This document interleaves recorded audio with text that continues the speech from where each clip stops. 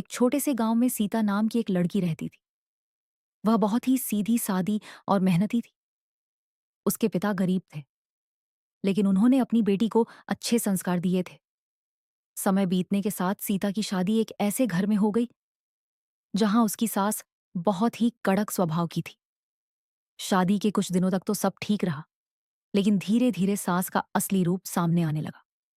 सास हर छोटी छोटी बात पर सीता को डांटती, उसे ताने देती और कभी कभी खाना भी ठीक से नहीं देती थी।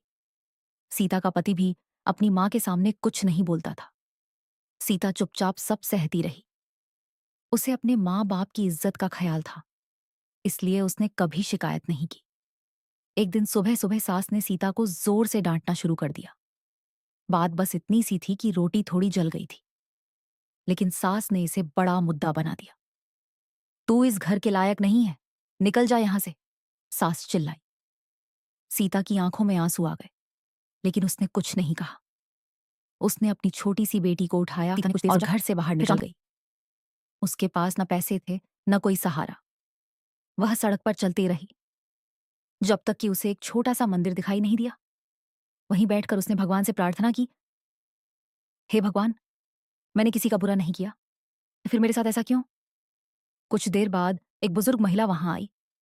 उसने सीता को देखा और पूछा, बेटी, क्या हुआ? सीता ने अपनी सारी कहानी सुना दी। बुजुर्ग महिला को उस पर दया आ गई।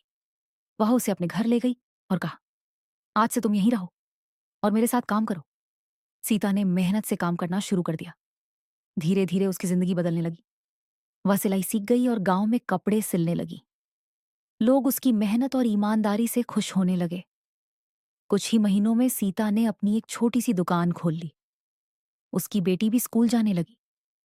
उधर उसकी सास के घर में सब कुछ बिगड़ने लगा। घर में पैसे की कमी हो गई और उसका बेटा भी बीमार रहने लगा। सास को अपनी गलती का एहसास होने लगा। वह रोज भगवान से माफी मांगती और सीता को याद करके रोती। एक दिन वह सीता को ढूंढते हुए उसके पास पहुंची। सीता अब एक मजबूत और आत्मनिर्भर महिला बन चुकी थी। सास उसके सामने रोते हुए बोली, बेटी, मुझे माफ कर दो, मैंने तुम्हारे साथ बहुत गलत किया। सीता ने कुछ देर सोचा, फिर शांत होकर बोली, गलती आपकी थी, लेकिन मैंने आपको माफ कर दिया, क्योंकि नफरत से कुछ नहीं मिलता। यह सुनकर सास की आंखों में आंसू आ गए। सीता ने उसे पानी दिया और बैठने को कहा। उस दिन के बाद सास ने कभी किसी के साथ बुरा व्यवहार नहीं किया।